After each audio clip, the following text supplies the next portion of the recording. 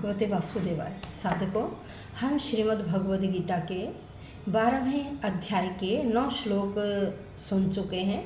आज हम श्लोक संख्या 10 का श्रवण करेंगे। तो देखिए, श्लोक संख्या 9 में भगवान अर्जुन को क्या कह रहे थे। उन्होंने अर्जुन से कहा था कि देखिए, यदि आप अपने मन को अचल भाव से मुझ में लगा दोगे तो क्या होगा, अभ्यास के द्वारा आप मुझे प्राप्त कर सकोगे। तो यहाँ श्लोक संख्या 10 में भी यही बताया गया है। उन्होंने ये कहा कि देखिए, अभ्यास क्या होता है, किसी कार्य को बार बार करना अभ्यास कहलाता है। तो कहते हैं, यदि अभ्यास नहीं कर सकते तो क्या करो, आप अपने मन को मुझ में लगा दो, अपने मन को मुझ में लगा दो। आप जो भी कार्य करें मुझको ही अर्पित करके करें, तो देखिए आपको सफलता क्यों नहीं प्राप्त होगी। तो आइए श्लोक संख्या 10 में देखते हैं क्या है। अभ्यासेऽप्यसमर्थोऽसि मत् कर्म परमो भव, मदर्थमपि कर्माणि कुर्वन् सिद्धम अवाप्स्यसि। अब यहाँ देखिए क्या कहते हैं, अभ्यासे अपि असमर्थ है। भगवान अर्जुन को कहते हैं अभ्यासे अपि असमर्थ है। यदि आप अभ्यास करने में असमर्थ हैं तो मत कर्म परमो भव, मेरे लिए कार्य करने वाले बन जाओ। मत कर्म, मेरे लिए कार्य करने वाले परमो भव हो जाओ, मेरे लिए कार्य करने वाले बन जाओ।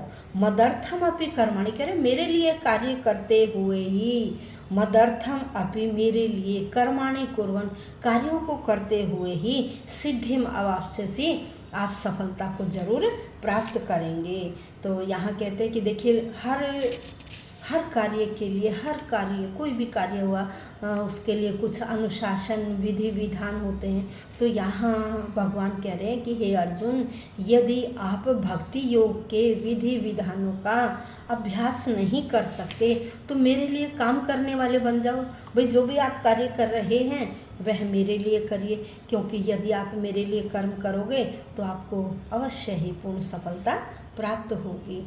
तो यहाँ भगवान कह रहे हैं देखिए, अभ्यास की अपेक्षा यहाँ क्रिया को ज़्यादा महत्व दिया गया है, कर्म को ज़्यादा महत्व दिया गया है।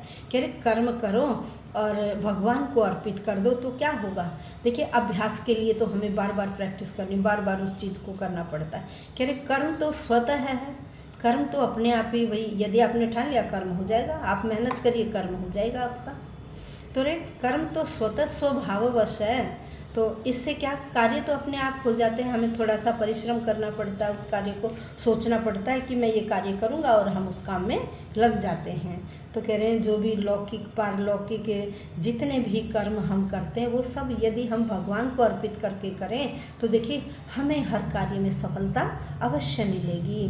तो यदि किसी गुरु के अधीन हम कोई शिक्षा ग्रहण करते हैं या उनसे नाम जप लेते हैं तो उसके लिए भी क्या है, हमें वहाँ के विधि विधानों का अभ्यास करना पड़ता है। और यदि हमसे वह नहीं होते तो क्या है, हमें सफलता नहीं मिलती है। लेकिन यदि हम भगवान को साक्ष्य मानकर कोई कार्य करें तो हमें अवश्य ही पूर्ण सफलता प्राप्त होगी।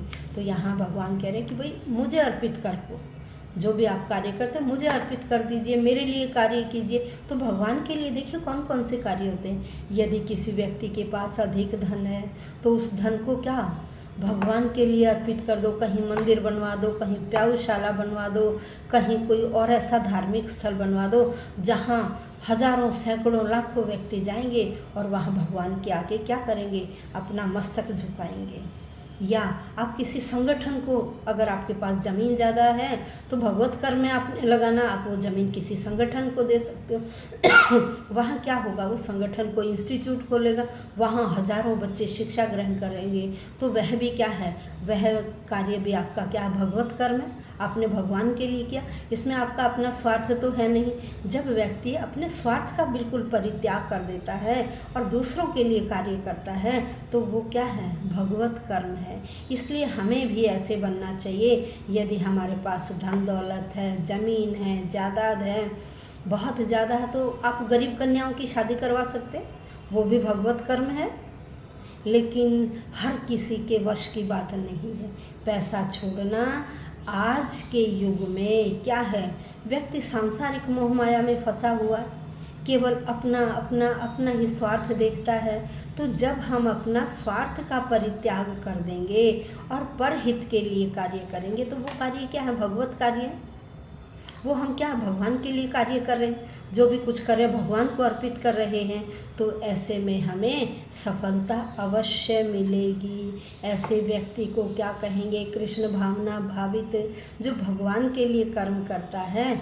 तो यहाँ यही भगवान ने कहा अर्जुन को कि हे अर्जुन, यदि आप विधि विधानों के अभ्यास को नहीं जानते, भक्ति योग के आप अभ्यास नहीं कर सकते, तो आप क्या करिए? जो भी कार्य कर रहे हो मुझे आप अर्पित कर दो, या मेरे लिए ही वह कार्य करिए, और फिर आप देखिए आपको कैसे सफलता नहीं मिलेगी।